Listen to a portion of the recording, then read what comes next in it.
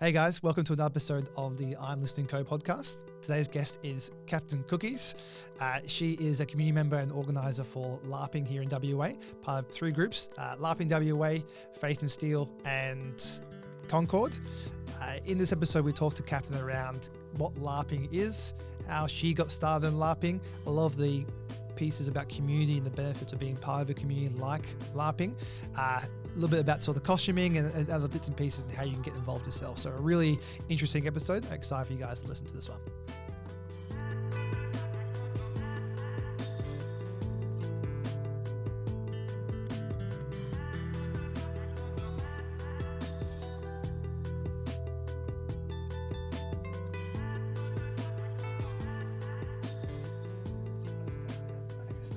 Genuity of it all. You good? You happy with it? It's all on? All good. Oh, this is normally the first. Normally, like I start before he's got it going, so this is gonna be like change. Trying to. Yeah. So I don't really know how to do introductions yet.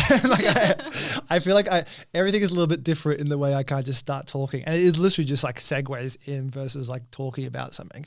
But what I can generally do, I can hear the critic. Yeah. Should I take it off? No, it's cool. Okay, Like, right. it's just, I think, I'm not sure the mic will pick it up, but Okay. it's all good. Authenticity. I didn't even think about it until you just, I didn't hear it before you mentioned it. Now I think. I thought about wearing a proper costume and like full armor and plate and everything. And I was like, no, I don't really want to walk around the street wearing that to get here. So Yeah. I went for the more casual option. Yeah, no, it looks good. I do like it. Did you design this one yourself? I did, yeah. Yeah? I made this myself, yeah. It's got little flames on it and yeah. Cool. It's a little project that I did a couple years ago and it's kind of a piece that stuck with me through then. So Yeah, nice. I feel like I just want to jump straight into the LARPing and what LARPing is, and I suppose getting your take on it in terms of how you see it, and then I suppose your involvement with it. So, first of all, what is LARPing? I think it's obviously very broad. excellent question. It's something that I've spent a few years trying to learn how to answer in a sentence or two. And the closest I've got is LARP stands for live action roleplay. And it is a hobby where there is some sort of collaborative universe or collaborative world. And you as a player in that world, you create a character that belongs there. And then you create a costume for that character and you go attend the event and you interact with the world itself and all of the other players who also have characters with costumes and backstories and motivations and goals. And it all weaves together to be this sort of interactive, immersive experience that's somewhere between, sometimes it has elements of a battle sport, sometimes we have simulated combat, sometimes it's more akin to improvised theatre and there's a lot of role play and, scenes that play out and everything. But a very core element is the fact that every player, every organizer, every staff brings a piece of the puzzle that weaves together into LARP as a whole. It's very, very collaborative. Yeah, that's great. And there's obviously, I imagine, very different types of LARPing. Yeah. What are some of the LARPing communities that you're involved with? So the most common genre is fantasy medieval. That's the one that people think of when they think of LARP. They think of people dressed as knights with swords in the park. I've also previously attended some events. My first event was a Wild West event. Oh, We all cool. dressed up as cowboys and went out and, made a little town in the middle of an adventure camp. I've done a zombie apocalypse event. Horror is quite a big genre, not so much in WA at the moment, but over in Europe and America, people like those thrill experiences. There's also, all kinds of historical, there's science fiction, all kinds of things. But at the moment in Western Australia, our community, which is called WA LARP, is predominantly fantasy medieval at the moment. But LARP events can be run by anyone. So anyone can put their hand up and be like, this is my idea for this world. This is what I want to bring to the community and to the people here. And then create a world and create a LARP and then have people attend and join in on it. Yeah, so it's really self-driven. Like if you have the idea and there's something you want to start, if people get around it pretty easily, it sounds like. I think if you've got that creative mindset and there's a lot of things you want to do with it and just obviously start something, you're almost empowered to do that a lot more in the community, absolutely. It sounds like. In Western Australia, we have a little bit of a strange LARP community that's very different to even the other Australian LARP communities over east. places like Europe and America, some of the LARPs are run a lot more like businesses. So they have a production team and they have staff. Sometimes they even get paid for their work, although that is rare. And they have a brand and they provide that service. Over East, they have a similar thing, although we do have a lot of volunteer staff in Australia. That's predominantly how LARP is run, by people putting their hands up and donating their time. But in Western Australia, we have a very centralised LARP community. So we are incorporated as LARPWest. That is our company. So you buy a membership for LARPWest, and then you're eligible to attend any of the events that are run in WA under LARPWest. And because LARPWest handles all of our admin and insurance and things like that, it means individuals who maybe don't have experience with the business side of things, but have the creative drive and have the vision to bring a LARP to the community can step up and run whatever they like and have all like the nitty-gritty stuff taken care of by someone else. So Yeah. it means there's a lot of sort of cross-pollinating between, people attend this event because they like the sound of that event because they like the sound of that, Yep. or all of them if you just can't get enough of LARP. You don't have to sort of pick and choose and commit to one. Yeah, amazing. And what's the role you play within the communities at the moment? So I am a LARP organizer. Cool. So I run an event called Faith and Steel LARP, which is a fantasy, medieval, predominantly a combat-heavy game, although we do have plenty of roleplay and nonsense like that as well. So that takes up a lot of my time at the moment. I'm also on another up-and-coming project called Ravenswood Institute, which is almost the polar opposite. It's going to be a no-combat magical university LARP. So you get to sign on and be a student in a magical university and learn how to be a wizard and do magic, and get involved in lots of shenanigans with the Fae and, demons and everything. Very, very high fantasy. Yeah. Set in modern-day Australia as well, which is always awesome to storytell. And beyond that, I do a lot of administration for LARP. Our community, I mentioned, LARPWest Incorporated, they handle a few things for us, but one of the things that they handle is the grievance subcommittee for if there's any misconduct between members or any incidents that occur at or between events. So I was one of the pioneers on that and wrote a lot of the paperwork and procedure guides for people to follow, so that event organisers can have a system to follow if things happen at their events, because they inevitably do when you have lots of people. Misconduct happens, every year or so, and it gives them a better idea of how they can handle that and protect their community while they're at it.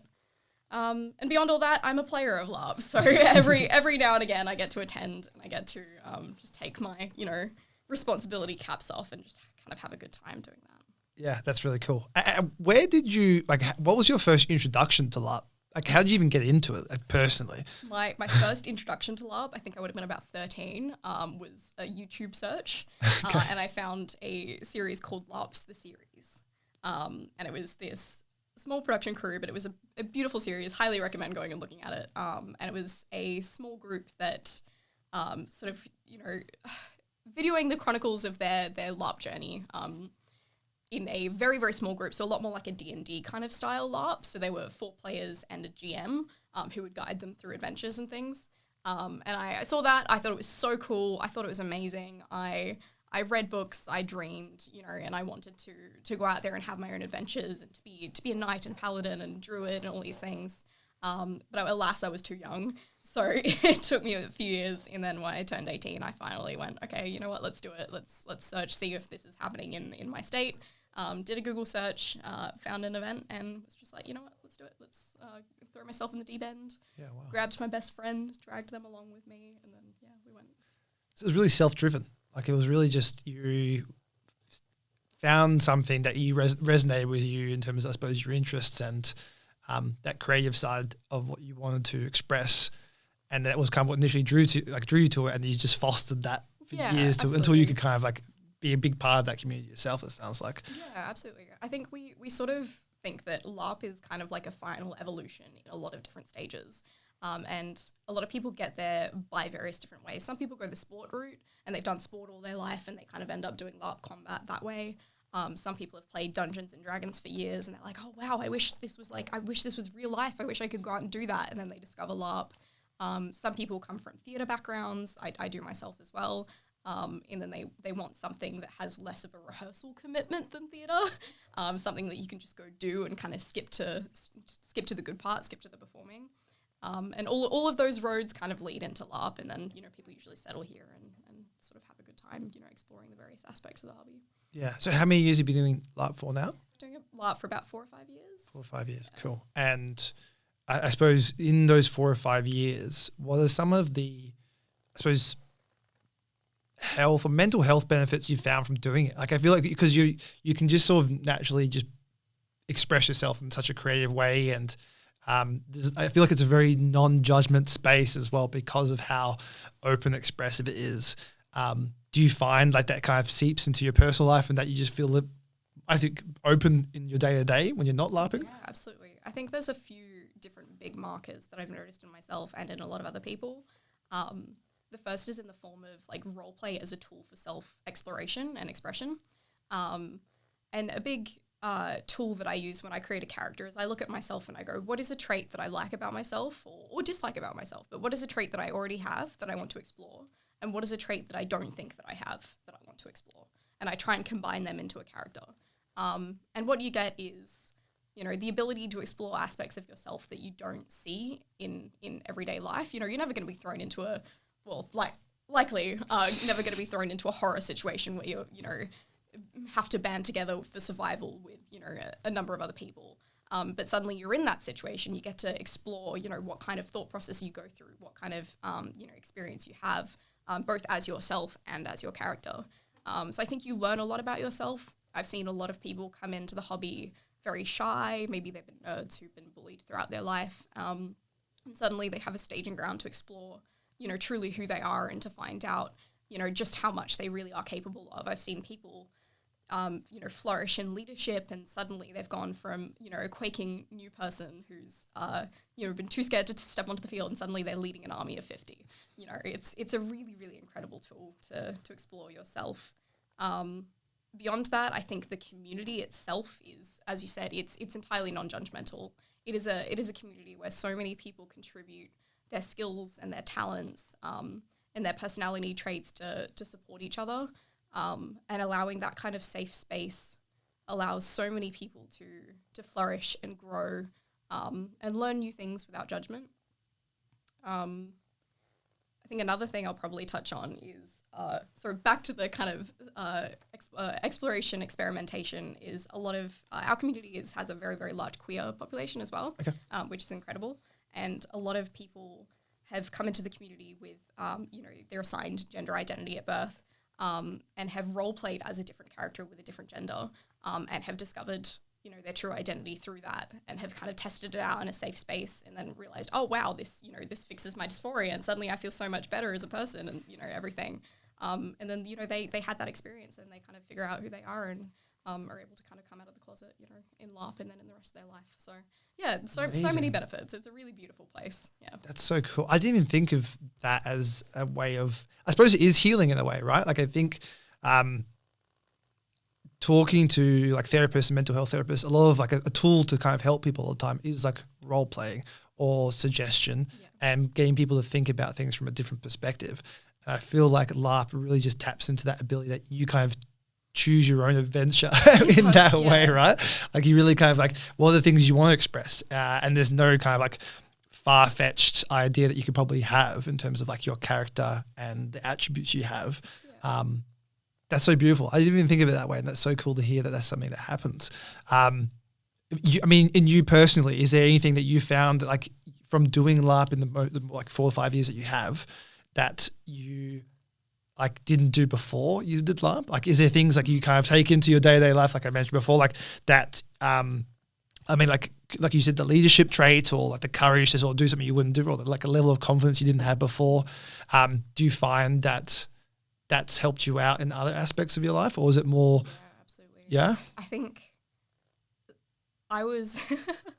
think I was always a little bit inclined for leadership, but very much I was a child that when I tried to step into that, I would be called bossy, which is what happens to a lot of young women when they try and explore, the assertive side of themselves that's, not sort of typically, expected of them. And I think because of that, I did let myself retreat inside my shell, and I would always kind of wait for somebody else to step up in group situations. And in LARP, I've, had a lot of positions like that, and I've learned a lot of skills like that, and I've really learned how to gain influence and gain respect from the people you're leading and make sure that you're serving them. And, I've learned a lot of skills, but I've also just learned to have the confidence that in myself to step forward and do that, even if people, are going to be a little bit grumbly about it, because I know I have that capacity in me. I think that's probably one of the biggest ones, is just confidence in myself.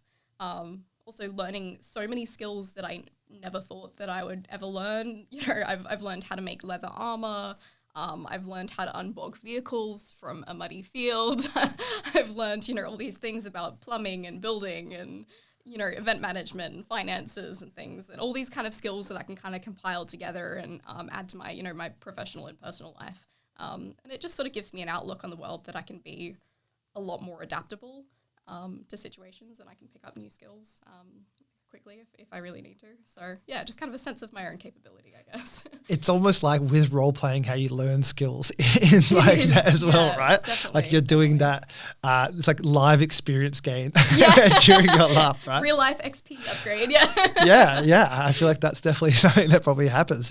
It's cool that I think, that like it is skills that you've sort of learned from doing it. It's not just, I think, what I think probably a common misconception that happens with LARP is that it's seen as like, well, obviously the fantasy element, but it's like an escape and you're not contributing, you're not doing this, you're just kind of like playing a game in like magical mist. Like that's kind of like the old school mentality, I think, around it. Whereas it's like, no, you're building like self-worth, self-confidence, you're gaining like skills that you can use in your everyday life. It's like this is also like a just another avenue to learn those skills versus like, and in the fun, way more expressive way than like Harry just like actually just dig cars out the dirt. It's like, it's part of like setting up and packing up and that sort of thing. Yeah, exactly. That's and really physical buildings as well, like building actual buildings. Yeah. I imagine there's a lot of health benefits to it in terms of the physical side as well, right? Because you're quite active in terms of I imagine a lot of it is quite active, especially when there's battles involved. Do you feel like physically healthy since you've been doing it? Like, yeah, definitely. Yeah. I think combat is not a necessary aspect of LARP. It is included in some LARPs, but you can have a LARP without combat, and it's just as valid as one that does have combat. I hated sport as a kid growing up. I was asthmatic. I was the last one picked on any basketball team. And suddenly you put a sword in my hand, and I didn't even realize that I'd done 3 laps of an oval. You never could have gotten me to do that ever. Yeah. And I think it's such a fun sport to play because it engages so much of your mind. There are so many aspects at play. There's, who are your teammates, who are your enemies, who has what skills, who works better in which arrangement, tactics on the field, which weapons are better against other weapons, what abilities can you use to your advantage, all that kind of stuff. So a lot of people who are not very sport inclined suddenly find that their mind is being so engaged that they don't even realize that they're actually being very physically active, and also having that social benefit of seeing your friends every week or every second week. I get so much more sunlight. I do so much more physical activity. It's amazing for your health. Yeah. That's you bring up something I did want to talk about, like the social element, and I suppose like the friendships you form, the community around that. Like it must be, I think, because it is so pure in the way you're engaging and you're kind of just being yourself. Obviously you're role playing, but you're being genuine to yourself and the things that you like being. And I suppose, do you find that the connections you make through LARP are probably a lot stronger? And I suppose, do you see a lot of those carry into like life outside of LARPing? Like, have you developed friendships from doing Yeah, LARP? Absolutely. Pretty much my entire friend group and extended friend group are all LARPers now. Part of it is the frequency. We see each other so much at various different events. And part of it is, just having that that shared space of no judgment where you can all come together and engage in a hobby and contribute to building something is very, very bond forging. It's very, it makes you very, very close with the people around you. And also because it's such a large community, you have such a big choice as to the people that you could get along with. And generally you kind of get along with everyone, but you might find that you make really, really close friendships with a handful of people that you then go see outside of LARP consistently. But it's all my closest friends are LARPers. I've learned so much from all of them. They're people who, have supported me through thick and thin, that I've supported through thick and thin. They're people that, I'm very, very close to and have very real connections with. That's amazing. Yeah. So I love that so much. It does make me want to do it. Yeah, it's really beautiful. It's a really wholesome environment to be in. People are so willing to share our hobby and, you know, engage new people and bring them forward and help them grow in like our little thing. It's like a little thing of like, oh, well, I've benefited so much from this and I want to share with this with the rest of the world and I want to share it with this friend and this friend. And it just grows and snowballs. Yeah, I mean, like, I think a lot of it is like your passion for it is very infectious. I feel like that's a big part of, I think, that gets people interested in something is when you're so passionate about it. If someone was trying to start and look for it, like you obviously discovered it online through YouTube and you kind of found your way to the groups here locally. If someone was looking to kind of get into it and dip their toe into LARPing, how would you suggest they go about it? So number one tip is Google LARP and your area. That easy. That easy. And if that doesn't work, search through Facebook, because a lot of groups, because they are run by people, by volunteers, we don't have websites. We would like to.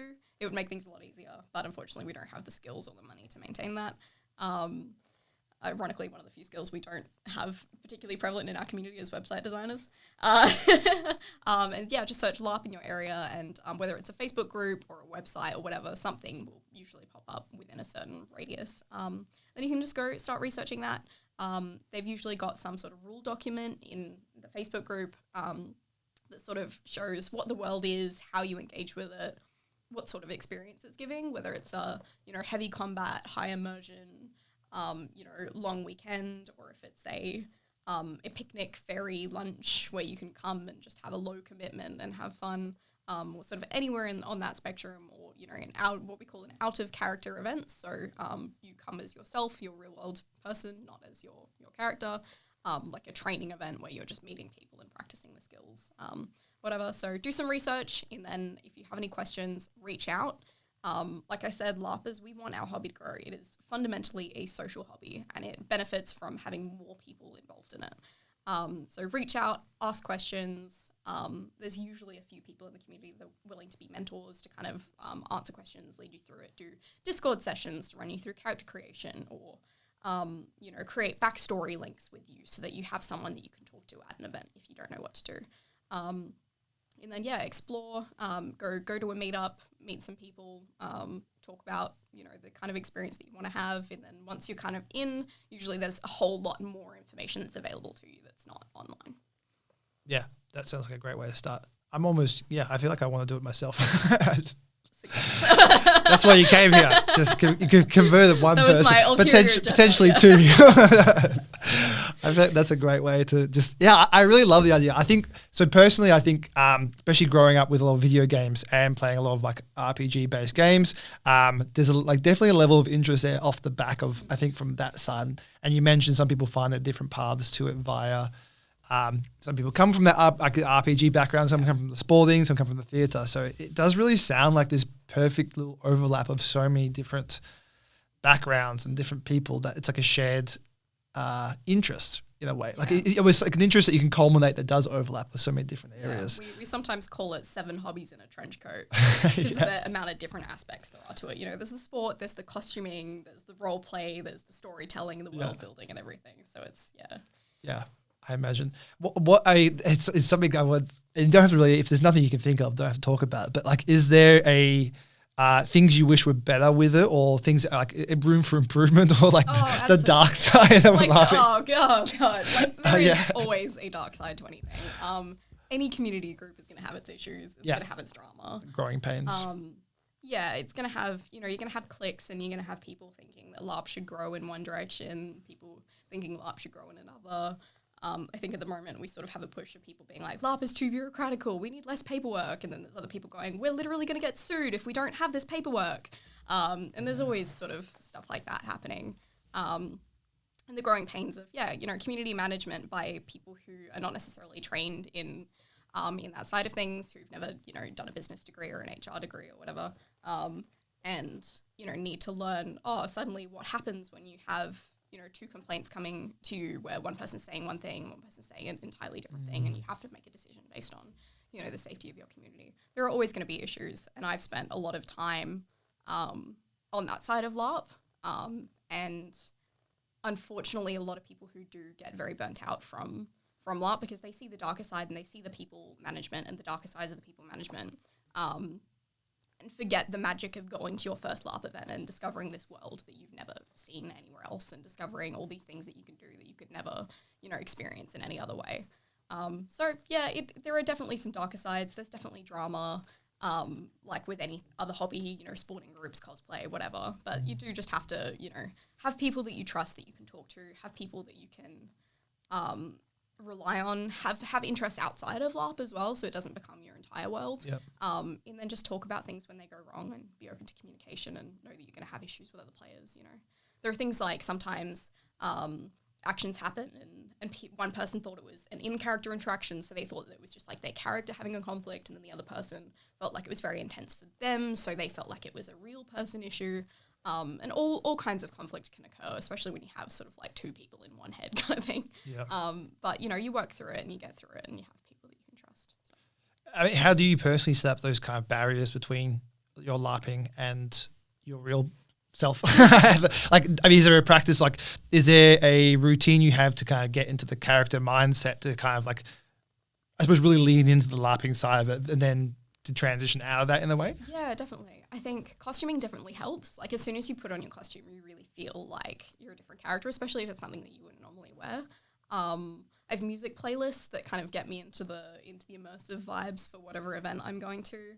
There are physical theatre tricks like, the way you stand is a very effective way to just kind of snap you into character and be like, okay, I'm no longer me, I am now this person.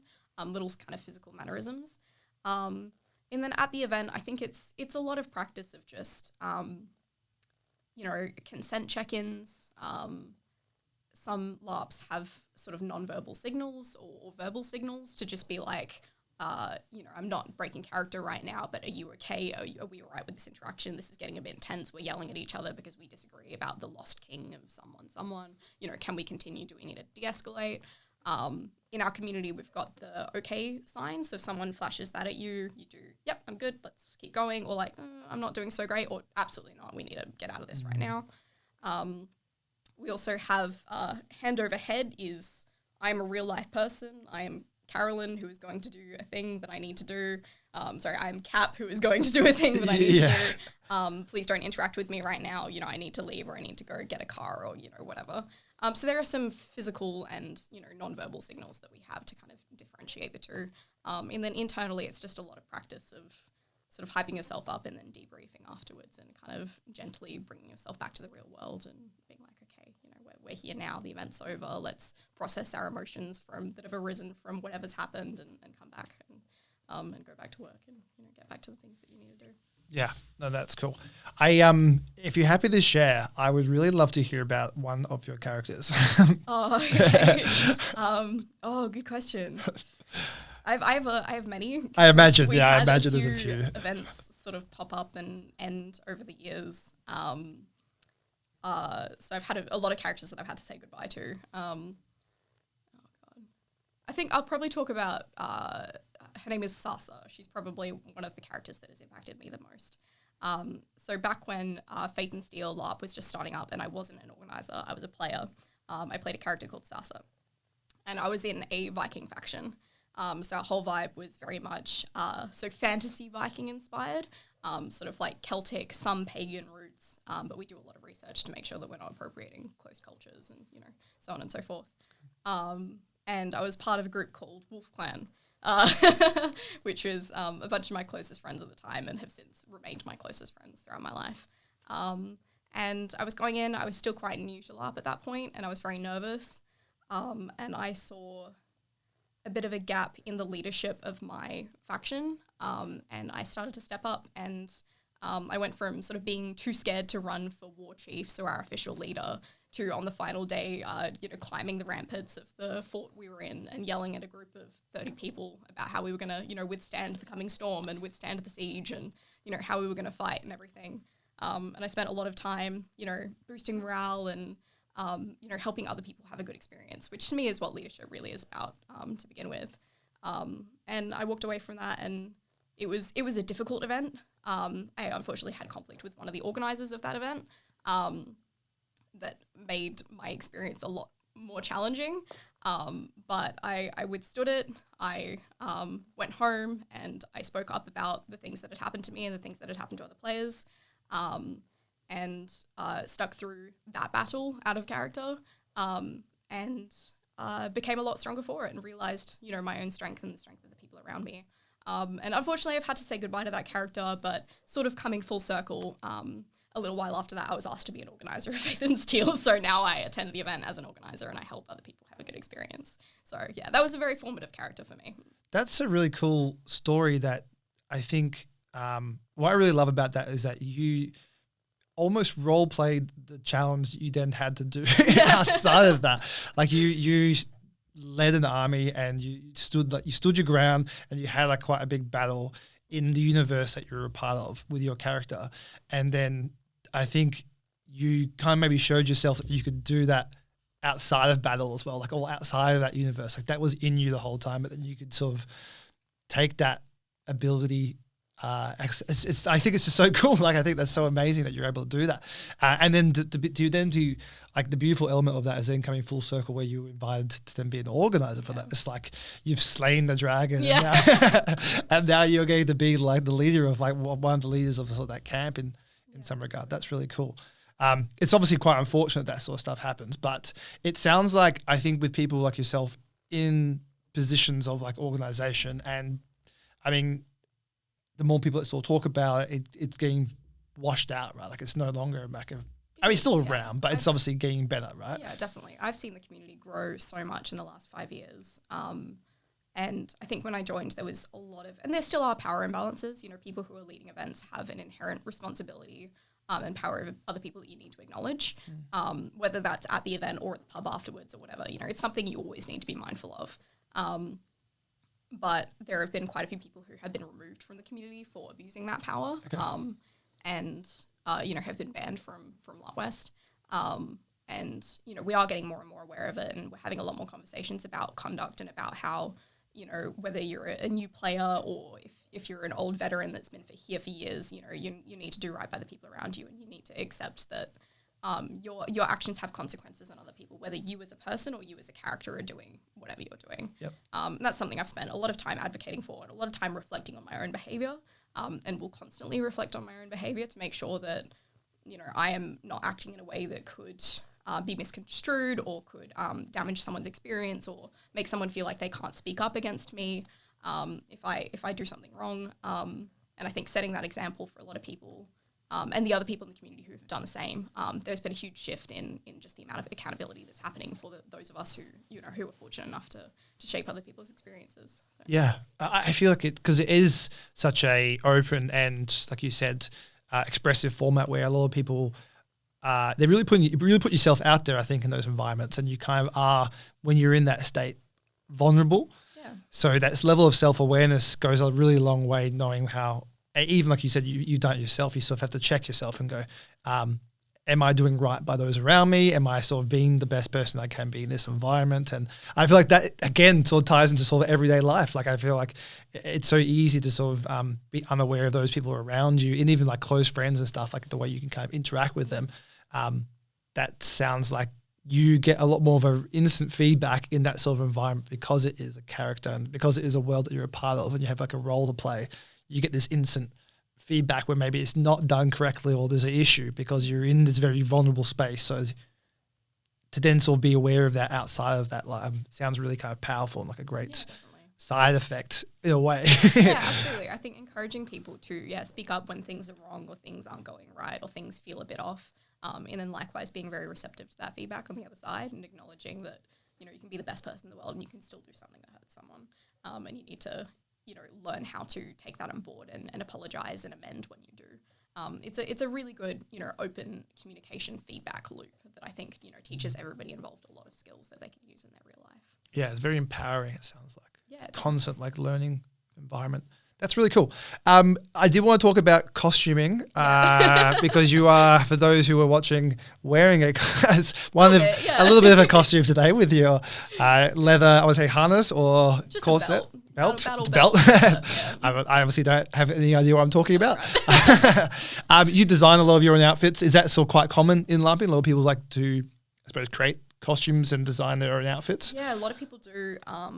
To various lengths. So we've got some people who are really talented at making clothing items. We've got some people who make, you know, steel armor. We've got some people who make leather armor. Some people are just really good at crafting knickknacks and whatever together. There's quite a big commission culture. So if you are not good at something but somebody else is, you could pay them money or, labor in return for whatever of like, hey, I'll chop your firewood for a weekend if you make me, this braces, or, hey, I'll make you a cloak if you make me a breastplate.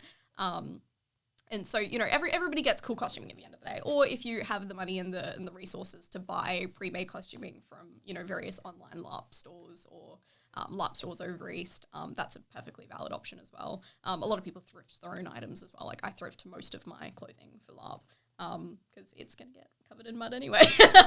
Yeah, I imagine that you put a lot of effort in just to get sort of dirty a little bit. But I suppose that's part of the universe, right? Like it's a bit more real world that way. Exactly, and that's something that kind of differentiates LARP costumes from cosplays as well, is that LARP costumes you're living in for an extended amount of time. It has to be functional. Like if you're going to be out in the middle of a field, you need a way to carry water. You need, a pouch to put, your medication or your phone or whatever else you need. It's designed to last, and it's designed to look weathered and lived in. So something that, a character in that world would wear. Yeah, that makes sense. Very practical outfit versus the purely looks-based. Good boots. You need good boots. You need several pairs of good boots. Yeah.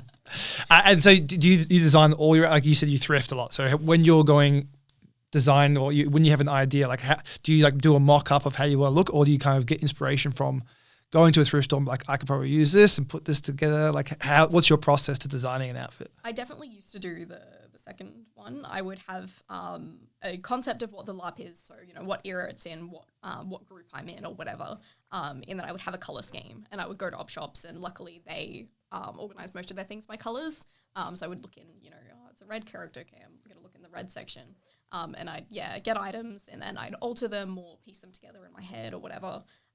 That's usually what my process was. I've now sort of gotten to the point where I have enough of an armory sitting at home that I can kind of design my costumes with a little bit more care. I can sort of sit down and sketch something out, and I can make my own armor, and then find what pieces I need and source them from whatever, now that I have kind of a better idea of how costuming in general works. But any way of doing costuming is completely valid. Some people get really into it and create absolute works of art that they wear on their body for a weekend. And some people can put together a peasant shirt and slacks, and that's okay too, as long as you're there and you're having fun. Yeah, it's like leveling up your costuming, right? It is, yeah. And there is sort of an expectation of like the longer you've been doing it, kind of the more you're supposed to sort of invest. Yeah. Not an overt pressure or anything, but just kind of a gentle little, I always feel a little bit of pressure at when I'm running events to have a good costuming to inspire other people to do the same. But yeah, it's like a badge of honor in the way, right? Like the longer you, yeah. that maturity or that like tenure you have, it's even like in the video game, when you get to the end of the game, you tend to have better gear. You will like look like you're a high level, right? But then again, like that's not an obvious mark of the veterans either, because there are new players who come in and they just absolutely smash out of the park, and they have, the best kit you've seen, and they somehow have all these skills they put together from, cosplay or, whatever else they do, and just, look absolutely incredible, and we're just as excited for them as well. So. Yeah, that's cool. And there's some events coming up. You're obviously quite active in the community around not just the LARPing per se, but also some of the events in sort of local towns. Yeah, definitely. So we've got a really good relationship with Boddington Shire. That's where our main physical LARP site is located. So we always go down to Boddington Medieval Fair every year and support them and do a little display for LARPWest. This weekend it's actually going to be Bailing Up Medieval Fair, which is I think the biggest medieval fair in WA. And there are a few others going around. There's the York Medieval Fair. I think there's a Guildford Markets Medieval Fair and a few other things. So yeah, we try and get involved in those events. Sometimes we get asked to perform, asked to do a display. Most recently there was the Corsidery Fire Fable and Feast, which is like a kind of like winter solstice-y sort of night out in a cidery in the hills, and we got asked to perform at that, which was bucket loads of fun. That was very good. So yeah, we kind of keep an eye out, and we remember that, we're not just in our own little echo chamber. As much as we have a medieval town built in the middle of a field down in Boddington, we also know that there are a lot of businesses around us that support us and make us happen, and there are a lot of people and organisations that support us, and we want to be able to reciprocate and support them as much as we can as well. Yeah, and I imagine there are probably good opportunities for recruitment drives as well. Yeah, that too. Yeah, yeah. We did. We also had we go to some anime conventions as well. Like recently, there was Pixel Expo in the city, and we might be making an appearance at Evolve coming up as well. So yeah, there's lots of events that we kind of keep near. That's great. That's awesome. I had a question. I completely forgot it, so I'm gonna have to edit this out. Keep it in. Keep it way more. I'm gonna make myself look good in the podcast. No, I was gonna say with the giving back, so you mentioned in terms of memberships and stuff, there is like a fee to sort of be a part of it. Is that something more just to kind of support the work that goes on behind the scenes around that community? Is that why the membership's around? It literally covers the insurance costs so that we're covered at events, and the paperwork, and then sometimes we have a little bit left over to go into site development. But it's not very much. It's $30 a year, which was actually a recent increase. So it used to be $20 a year. And then we also have sort of like quarterly and one event only memberships that are like $2. So it's not intended to be a barrier. It's not intended to be like, oh, you're a member, you're not. It's intended to be hey, we need to have insurance so that everybody's covered, and if things go wrong, we don't get in a lot of legal trouble.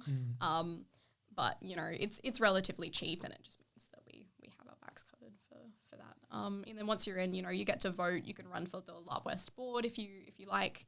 You have full voting rights and full say in everything that happens. So it's very democratic. It's just kind of incorporated to cover in case anything happens. Yeah. It's still the real world to some degree. Yeah. What's your absolute favorite thing about LARPing right now?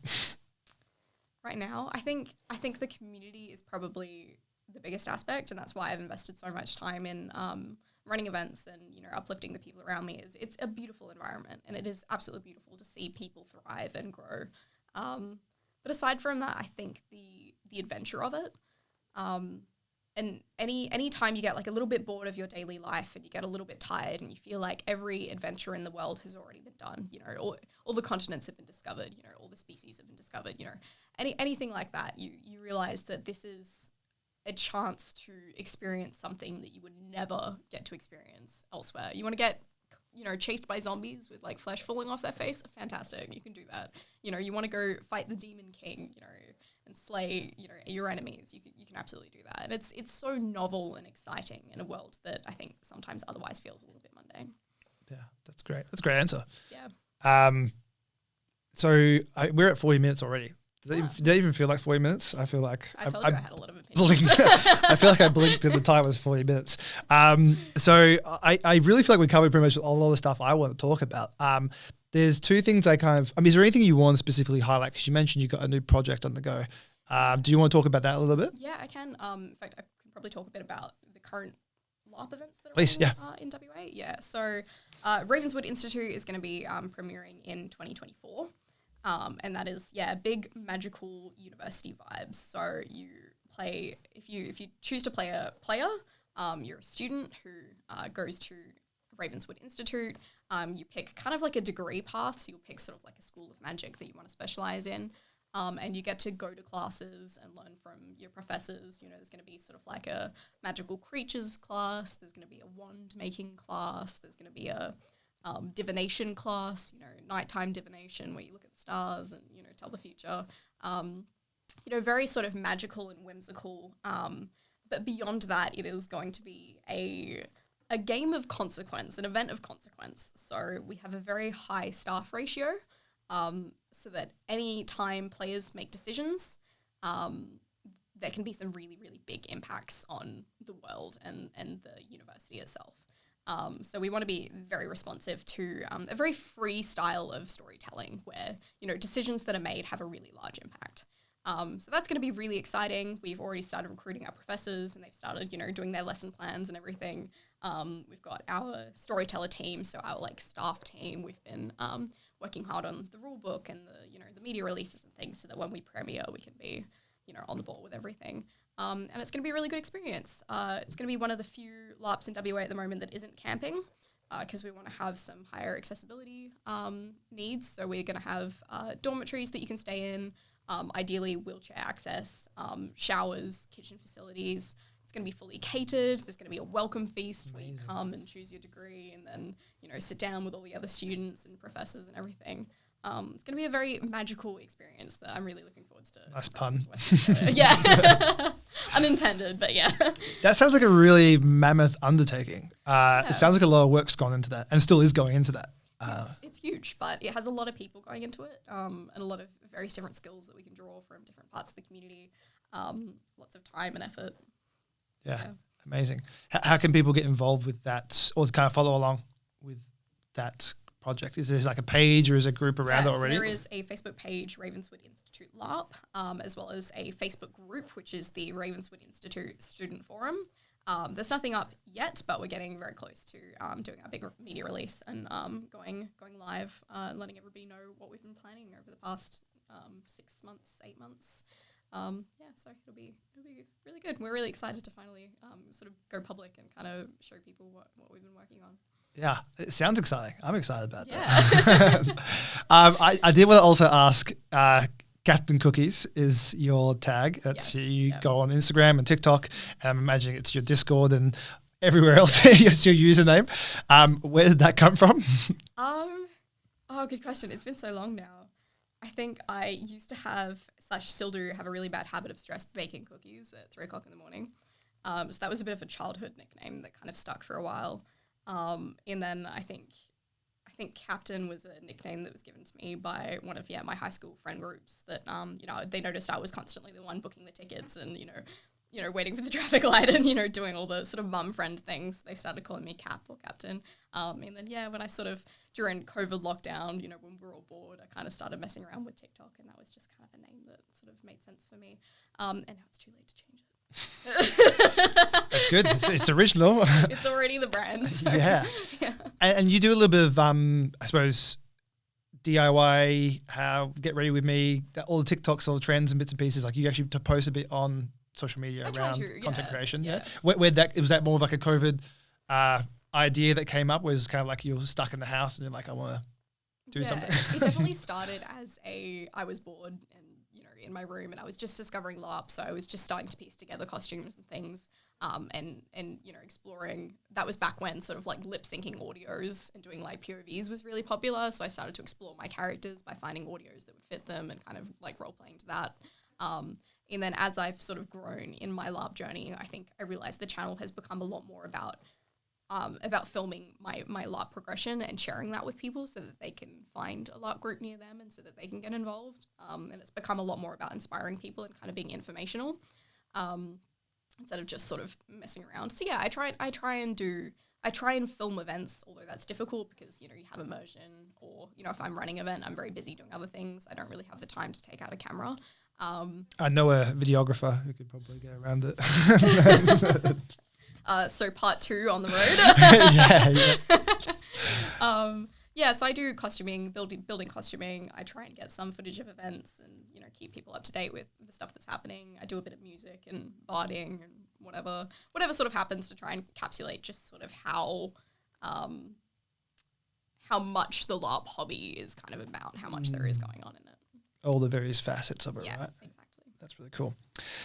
Was there anything you wanted to talk about specifically that we haven't touched on? I'll just give you maybe the floor if there's something you want to talk about. Yeah, so currently in Western Australia, we have 2 active LARPs. We've got Faith and Steel LARP, which I mentioned earlier, a heavy combat, what we call a player versus player event. So there is one team and there is another team. So one nation, another nation, you guys are fighting each other. And it's about this sort of eons old war between these 2 nations. So on one side of the field, you've got the clans, which is the Viking sort of pagan inspired group that I was talking about earlier. They're very in tune with nature. They have their own gods, which are sort of made up fantasy gods that they worship, and quite an in-depth sort of culture and way of life. And on the other side, you have the Empire, which is a lot more sort of imperial, think like a bit of an amalgamation of like European medieval knights and soldiers and mercenaries. You have some landsknechts, you have some infantrymen, you have, nobles coming to the warfront to earn their name and earn their reputation. And they all worship the immortal empress, who is their divine, or believed to be divine ruler. And they're very sort of a lot more of a militarized faction. Whereas clans, I think it's more of like a warrior way of life. And you guys play some people on the warfront. So you come and you are, soldiers or warriors, and you fight each other and you have objectives, and you're there to, represent your nation and be sort of like a small part in a very, very large picture. And then as the events go on, one side wins, they push into their territory, the other side pushes them out, so on and so forth. So it is a heavy combat game, but within that allows a very rich environment for some very personal storytelling. In a way, like some events are very high fantasy, and you have, wizard kings and, all of these, massive magical plots going on. But there's some simplicity in just being some people on the warfront and exploring actually what that feels like to march out every day and fight for your nation. And what it's like to be a warrior and to form bonds with the person next to you, because you're two people, out there in the middle of nowhere.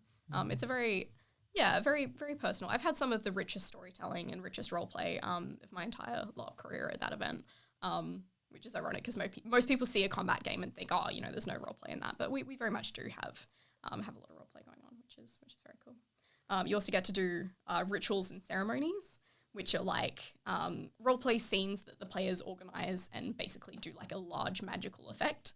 So something, really crazy if they're going to I think at our event over the weekend, someone ate like a jelly heart plucked it out of an enemy and ate a jelly heart.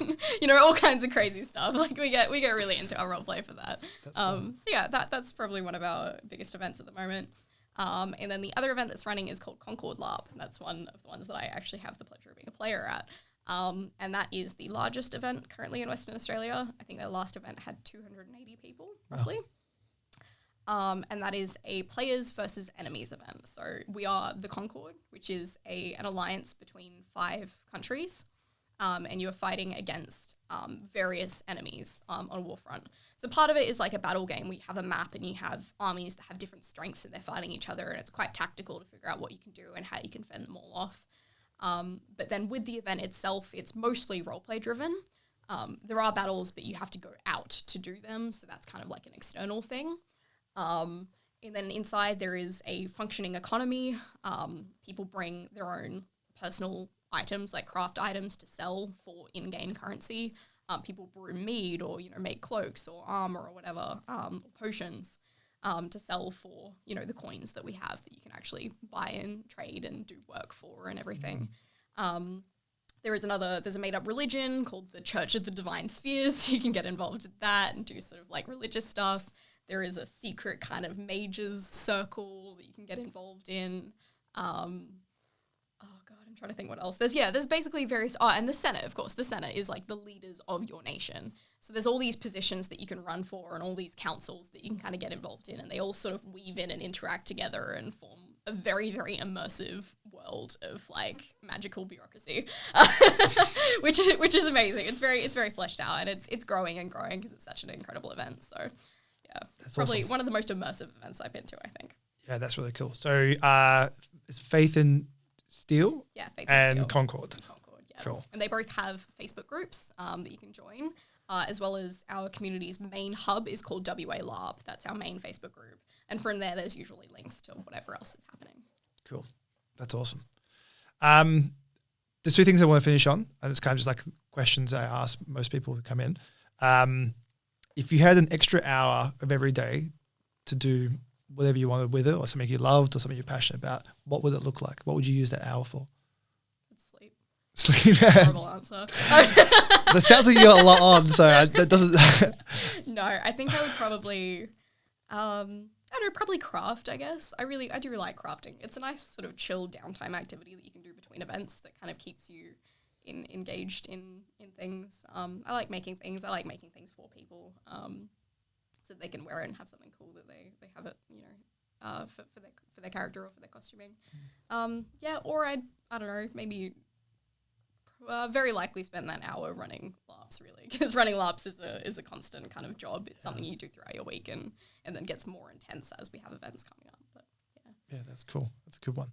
And the last one is there a quote or maybe a motto that, like a favorite quote or a favorite motto that you live by that you could It's a big question that you have. Me?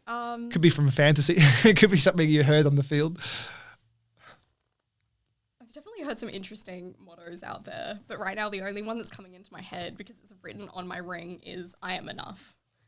I am enough, and that is something that I think about a lot when I feel like I'm failing or I feel like I'm not doing good enough or not contributing enough to the people around me. I try and remember I am enough, and that is okay. It's kind of like it's a nice little existential thing of just like you are okay as you are, but it still has a lot of room for growth. So I try and remember that throughout my life. That's beautiful. That's really nice. That's a great one. Yeah, well, it was written on my ring and I was blinking on everything else. So. Yeah, that's the perfect answer. Thank you so much for coming in. Thanks. Thank you It's so much really for great. inviting me on. Yeah, I feel like I learned a lot about LARP and I definitely want to try it now. Yeah, we'll definitely bring you along then. Sounds great. Awesome. Thanks. Okay, thank you so much. Hi guys, that's the end of the episode. Thank you for tuning in and thank you for listening. We'll be back in a couple of weeks with another episode, but until then, please follow, like and subscribe across Spotify, YouTube or Amazon, and also follow the social media accounts on Instagram and TikTok. If you would like to be a guest or a partnership and collaborate with I'm Listening Co, please reach out on the socials or send me an email. But until next time, thanks for listening.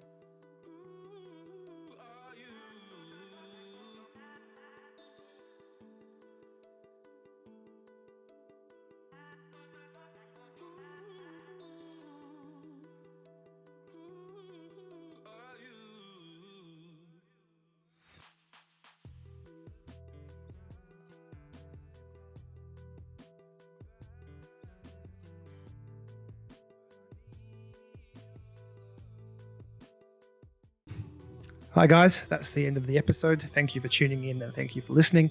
We'll be back in a couple of weeks with another episode, but until then, please follow, like and subscribe across Spotify, YouTube or Amazon, and also follow the social media accounts on Instagram and TikTok. If you would like to be a guest or a partnership and collaborate with I'm Listening Co, please reach out on the socials or send me an email. But until next time, thanks for listening.